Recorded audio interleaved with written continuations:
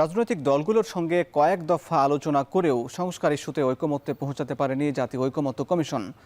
সাংবিধানিক পদগুলোতে নিয়োগের পদ্ধতি ও উচ্চকক্ষ নিয়ে বেশিরভাগ রাজনৈতিক দল একমত হলেও আগের অবস্থানে বিএনপি সহ কয়েকটি দল। রাজনৈতিক দলগুলোর সঙ্গে চলমান এই আলোচনার অগ্রগতি আশাব্যঞ্জক নয় বলে মন্তব্য করেছেন ঐকমত্য কমিশনের সহসভাপতি আলী রিয়াজ।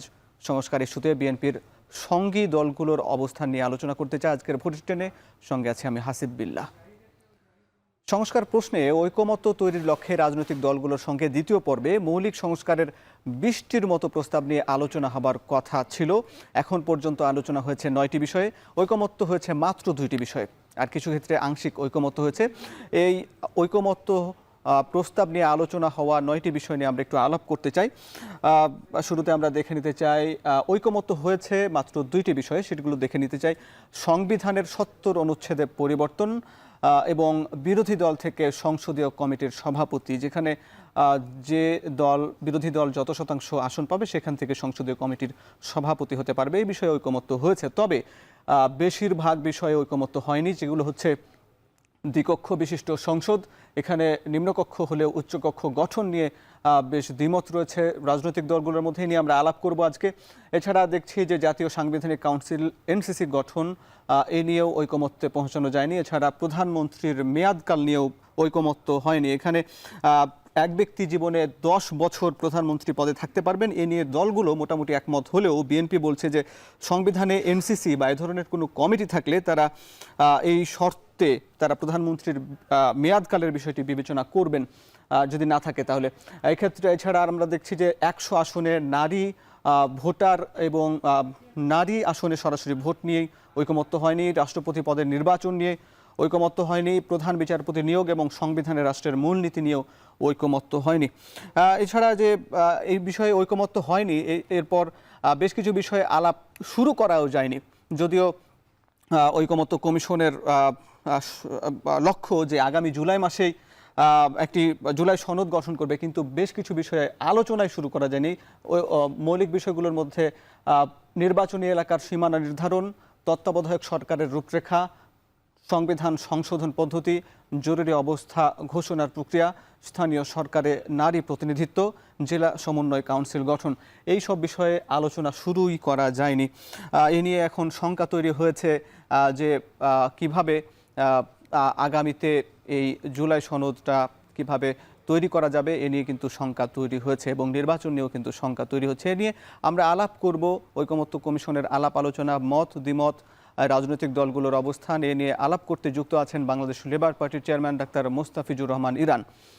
আপনাকে স্বাগত জানাচ্ছি এখন টিভির নিয়মিত আয়োজন ভোটের ট্রেনে। আপনার কাছে শুরুতে জানতে চাই, বিএনপি যেসব বিষয়ে মতামত ব্যক্ত করছে, আপনারাও বিএনপির সুরে কথা বলছেন এবং ঘন্টার পর ঘন্টা আলাপ আলোচনা হচ্ছে এবং বেশিরভাগ ক্ষেত্রেই মীমাংসা হচ্ছে না, ঐকমত্যে পৌঁছানো যাচ্ছে না। বিএনপি বেশিরভাগ বিষয়ে বিরোধিতা করছে, আপনারাও বিএনপির সুরে সুর মিলাচ্ছেন। আপনারা কোন স্বার্থে বিএনপির সুরে সুর মিলাচ্ছেন? ধন্যবাদ আপনাকে। এখন টিভির আমাকে যারা দেখছেন এবং যারা দেখবেন, আমি সবাইকে জানাই বাংলাদেশ লেবার পার্টির পক্ষ থেকে আন্তরিক শুভেচ্ছা, অভিনন্দন। আপনি যেই বিষয় দিয়ে শুরু করেছেন যে আমরা বিএনপির সুরে সুর মিলাচ্ছি, বিষয়টা এমন নয়। আমরা বাংলাদেশ লেবার পার্টি বাংলাদেশের রাজনীতিতে একটি প্রাচীনতম রাজনৈতিক দল, একটি নিবন্ধিত রাজনৈতিক দল। আমরা দেশ, জাতি এবং আগামী নতুন প্রজন্মকে সামনে রেখেই আমরা এই বিষয়গুলোকে আমরা মতামত প্রদানের ক্ষেত্রে চিন্তা করি। আপনি জানেন যে বিএনপির সাথে লেবার পার্টিও দীর্ঘদিন যাবৎ জোটবদ্ধভাবে আমরা কাজ করে যাচ্ছি। হ্যাঁ, আমাদের বক্তব্যের সাথে বিএনপির কিছু বক্তব্য মিলে যেতে পারে, কারণ বিএনপিও দেশ, জাতি এবং এদেশের মানুষের ভোটের অধিকার, ভাতের অধিকার, আইনের শাসন, ন্যায় বিচার প্রতিষ্ঠার জন্য তারা কাজ করে যাচ্ছে।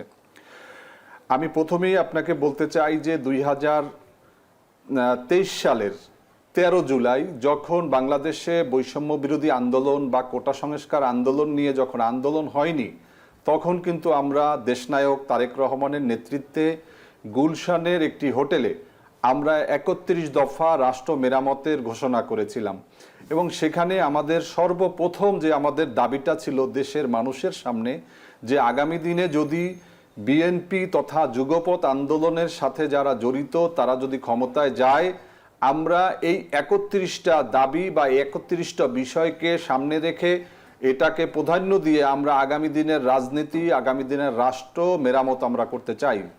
প্রথম আমাদের দাবিটা ছিল জনগণের অধিকার পুনঃপ্রতিষ্ঠার লক্ষ্যে সংবিধান সংস্কার কমিশন গঠন। এখন আমরা লক্ষ্য করেছি যে অন্তর্বর্তীকালীন সরকার তারা 6টি কমিশন গঠন করেছে। এই 6টি কমিশনের আমরা সুপারিশ আমাদের কাছে তারা পাঠিয়েছে। আমরা আমাদের মতামত জাতির সামনে এবং তথা কমিশনের সামনে আমরা উপস্থাপন করেছি। যেই বিষয়গুলোতে আমরা একমত হতে পারিনি, এই ঐক্যমত্য কমিশন 6টি কমিশনের সমন্বয়ে এখন আমরা একত্রে বসছি প্রায় 30টির মতো রাজনৈতিক দল, এবং সেইখানে আমরা আবার একমত হওয়ার জন্য চেষ্টা করছি। আপনি জানেন যে এক একটা রাজনৈতিক দল এক একটা চিন্তা, এক একটা চেতনা, এক একটা আদর্শের উপর প্রতিষ্ঠিত, কিন্তু সবার আগে আমাদের বাংলাদেশ, সবার আগে আমাদের এই মহান মুক্তিযুদ্ধের মধ্য দিয়ে যে অর্জিত বাংলাদেশ, এই দেশটাকে আমরা কিভাবে একটি নতুন প্রজন্মের বাসযোগ্য একটা বাংলাদেশ গড়তে পারি এবং জুলাইয়ের যে প্রজন্মের জন্য বাসযোগ্য বাংলাদেশ গড়তে চান, জুলাইয়ের আকাঙ্ক্ষা বাস্তবায়ন করতে চান। এবং আমরা দেখেছি যে বাংলাদেশে বিগত শাসন আমলে বেশিরভাগ ক্ষেত্রেই যে 54 বছরের ইতিহাস, সেখানে আমরা দেখেছি যে সরকার ক্ষমতায় আসে সেই সরকারি ক্ষমতাকে কুক্ষিগত করার চেষ্টা করে, এবং বিগত 15 বছরও আমরা দেখলাম যে প্রধানমন্ত্রীর একক ক্ষমতা এবং ক্ষমতার ভারসাম্য না থাকার কারণে একটি ফ্যাসিজম তৈরি হয়েছিল, এবং যার পরেই কিন্তু গণ অভ্যুত্থানটা হয়েছে।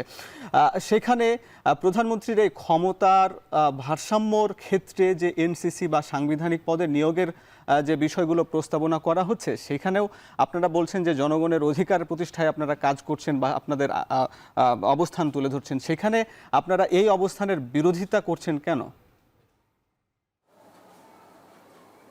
দেখুন, আমরা বিরোধিতা বলতে তারা যেই প্রস্তাবটা করেছে জাতীয় আমাদের সামনে জাতীয় সাংবিধানিক কাউন্সিল এনসিসি, আমরা বলেছি যে এই এনসিসিটা এটা প্রয়োজন নেই। এটা প্রয়োজন নেই এই কারণে যে আজকে তারা যেই প্রস্তাবনা করেছে, এই প্রস্তাবনার আলোকে এটা আমরা বলেছি যে এটা প্রয়োজন নেই বা এটা এই সময় দরকার নেই।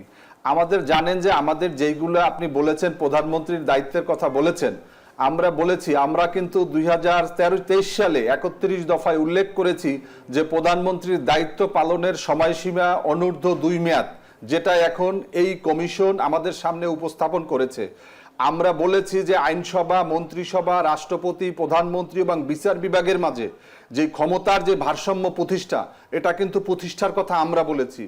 আমরা সংবিধানের 70 অনুচ্ছেদের সংশোধনের কথা বলেছি, যে সংসদ সদস্যরা তারা তাদের মত প্রকাশ করতে পারে না, এবং আমরা সুনির্দিষ্ট কয়েকটা কথা বলেছি, কয়েকটা বিষয় কিন্তু আমরা 4টা প্রস্তাব দিয়েছিলাম, সেখান থেকে শুধুমাত্র 2টি প্রস্তাব এই কমিশন গ্রহণ করেছে।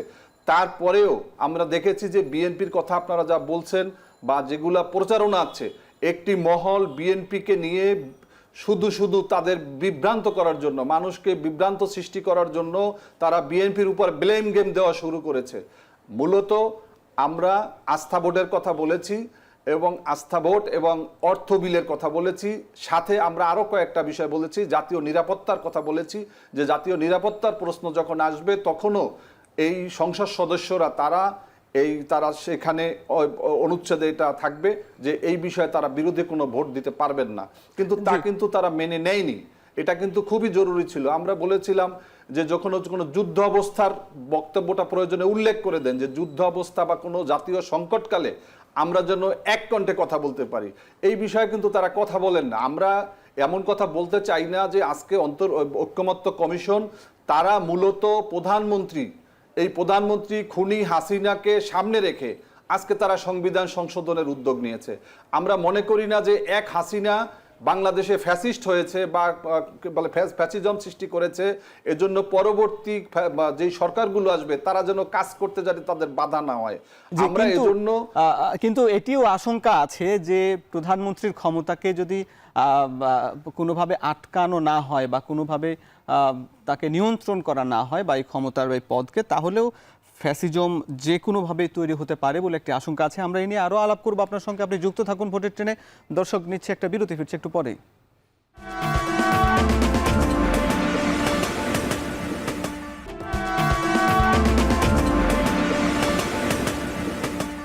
বিরতির পর স্বাগত। আলোচনা করছি Bangladesh labour party chairman doctor Mostafizur Rahman ইরানের সঙ্গে।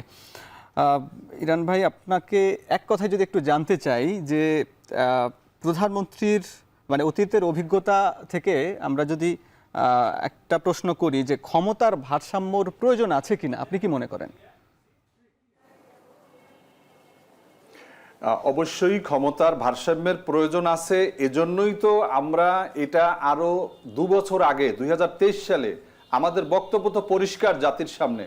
আমরা তো জাতির সামনে অঙ্গীকার করেছি, আমাদের বক্তব্য কমিশনের কাছে আমরা উপস্থাপন করেছি, এটা বিএনপি করেছে, আমরা করেছি। আমরা বলেছি সাংবিধানিক নিয়োগ যে পদগুলো সেগুলোতে বিরোধিতা করছেন কেন?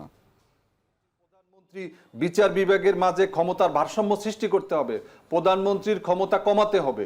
তার মানে এই নয় যে প্রধানমন্ত্রীকে আপনি কাজ করারই সুযোগ দিবেন না। নির্বাহী ক্ষমতাকে এতটাই যদি সংকুচিত করা হয় তাহলে কাজ করবে কিভাবে, তারা দেশ পরিচালনা কিভাবে করবে? তাদেরকে যদি আপনি এমনভাবে আটকিয়ে দেন, এদিকে 10 বছরের কথা বলা হচ্ছে, আবার আরেকদিকে আপনি সাংবিধানিক কাউন্সিল অথবা আপনি সংবিধিবদ্ধ এবং সাংবিধানিক প্রতিষ্ঠানের নিয়োগ কমিটি করে তাকে আটকিয়ে দিবেন, সে কোথাও কাজ করতে পারবে না। তাহলে একটা সরকার বা জনগণ যাদেরকে ক্ষমতায় বসাবে, জনগণ যাদেরকে ভোট দেবে, তারা রাষ্ট্র পরিচালনা কিভাবে করবে? এই কথাগুলোই আমরা কমিশনের সামনে উপস্থাপন। আপনি যেটি বলছেন যে প্রধানমন্ত্রীর ক্ষমতা কমানোর প্রয়োজন, তাহলে কিভাবে প্রধানমন্ত্রীর ক্ষমতার ভারসাম্য আনা যাবে? আমরা তো আপনাকে একটু আগেও বললাম যে স্বচ্ছতা নিশ্চিতকল্পে সকল রাষ্ট্রীয় সাংবিধানিক ও সংবিধিবদ্ধ প্রতিষ্ঠান পুনর্গঠন করতে হবে, শক্তিশালী করতে হবে। আমাদের বর্তমান যে ব্যবস্থা আছে, এই ব্যবস্থার মধ্য দিয়ে এইটাকে আরো কিভাবে আমরা ঢেলে সাজাতে পারি, কি কি আইন করে এগুলোকে আরো জবাবদিহিতার ভিতরে আমরা নিয়ে আসতে পারি, এই কথাগুলো আমরা বলেছি। আপনি দেখেছেন যে আমাদের যে এখন যে অবস্থা, আউয়ালকে যেভাবে তিনি যেভাবে বলেছেন যে তাকে নির্বাচন এটা সুষ্ঠু হয় নাই, এখন মনে করেন এই দোষ আউয়াল বা হুদা এরা শুধুমাত্র একজন না, তো এটাকে তাদের সার্চিং এর ক্ষেত্রে শেখ হাসিনা তার অনুগত লোককে দিয়েছে। এটাকে কিভাবে ঠেকানো যায়, অনুগত লোককে কিভাবে না আনা যায়, এজন্য কিন্তু আমরা কিন্তু ওই যে বলেছি যে স্বচ্ছতা নিশ্চিতকল্পে সকল রাষ্ট্রীয় সাংবিধানিক এবং সংবিধিবদ্ধ প্রতিষ্ঠান পুনর্গঠন এবং শক্তিশালী করতে হবে। এগুলোকে শক্তিশালী না করে আপনি যদি শুধুমাত্র প্রধানমন্ত্রীকে যদি আপনি ব্যারিকেড দেন, তাহলে তো আমরা বুঝতে পেরেছি শক্তিশালী করতে হবে প্রতিষ্ঠানগুলোকে, এটি অবশ্যই শক্তিশালী করা প্রয়োজন।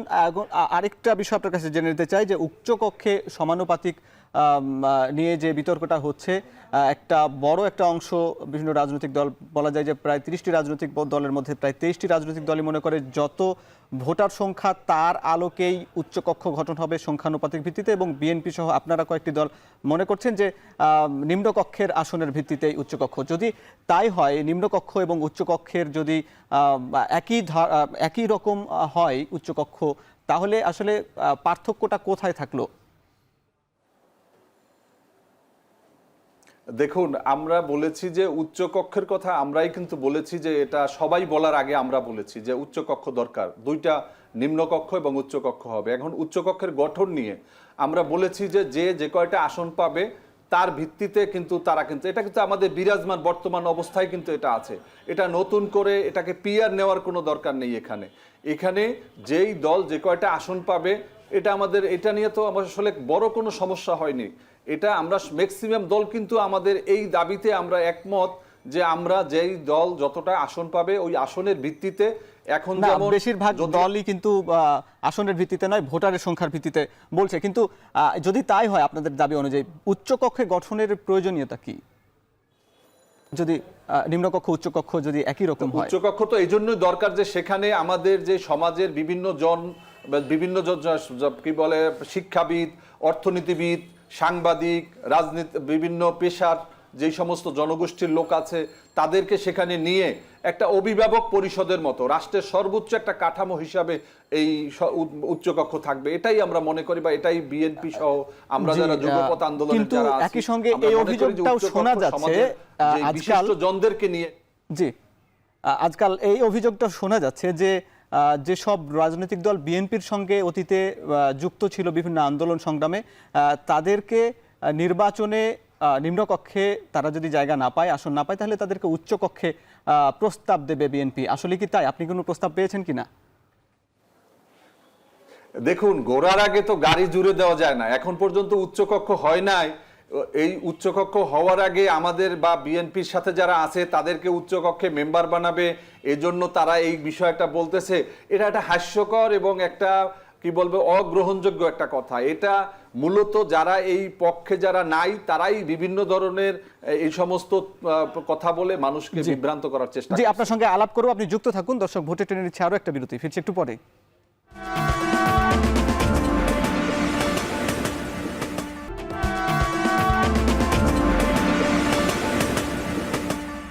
বিরতির পর স্বাগত। আলোচনা করছি বাংলাদেশ লেবার পার্টির চেয়ারম্যান ডাক্তার মোস্তাফিজুর রহমান ইরানের সঙ্গে। আমরা শেষ প্রশ্নটি আপনাকে করতে চাই। এই যে জুলাই ঘোষণাপত্র, সনদ, এসব নিয়ে যে একটি ঐকমত্য কমিশনের লক্ষ্য ছিল জুলাই মাসে একটা সনদ দেয়া এবং এর সঙ্গে ফেব্রুয়ারির মধ্যে একটা নির্বাচন হবার সম্ভাবনা রয়েছে, প্রস্তাব রয়েছে, এইটি এখন এই যে দ্বিমত এবং মতানৈক্য তৈরি হচ্ছে, এটি নিয়ে আসলে কোনো শঙ্কা তৈরি হচ্ছে কিনা নির্বাচন, ফেব্রুয়ারিতে নির্বাচন নিয়ে? ইরান ভাই, নির্বাচনে ফেব্রুয়ারিতে নির্বাচন নিয়ে কোনো শঙ্কা তৈরি হচ্ছে কিনা এই যে মতানৈক্য হচ্ছে এর কারণে?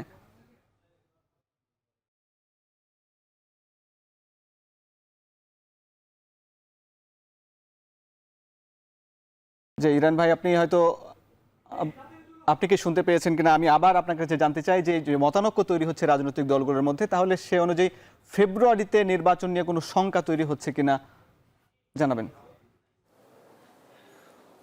আমরা ফেব্রুয়ারিতে নির্বাচন নিয়ে কোনো সংখ্যা দেখছি না, কেননা আমাদের যেই ঐকমত্য কমিশনের যেই জাতীয় সনদ তৈরির কাজও প্রায় শেষ পর্যায়ে, এবং আমরা কিন্তু অনেকগুলো বিষয়ে কিন্তু আমরা একমত হয়েছি। আপনিও বলেছেন 70 অনুচ্ছেদ থেকে শুরু করে অনেকগুলো বিষয়।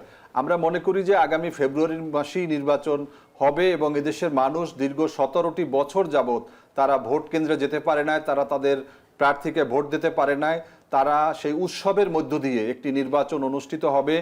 আমি পিরোজপুর 2 আসন, ভান্ডারিয়া, কাউখালী, নেসারাবাদ থেকে আগামী নির্বাচনের জন্য প্রস্তুতি নিচ্ছি। আমি নিয়মিত এলাকাতে সাধারণ মানুষের কাছে, গ্রামগঞ্জে, বিভিন্ন একবারে প্রত্যন্ত গ্রামে যেই মানুষগুলো এখনো উন্নয়নের ছোঁয়া লাগেনি সেই সমস্ত জায়গায় তারা যাচ্ছি এবং তাদের দুঃখ দুর্দশা দেখছি। আপনি দেখছেন। আপনার জন্য শুভকামনা। আপনি আমাদের সঙ্গে যুক্ত ছিলেন, আপনাকে ধন্যবাদ জানাচ্ছি। দর্শক যারা যুক্ত ছিলেন সবাইকে ধন্যবাদ জানিয়ে শেষ করছি আজকের ভোটের ট্রেন।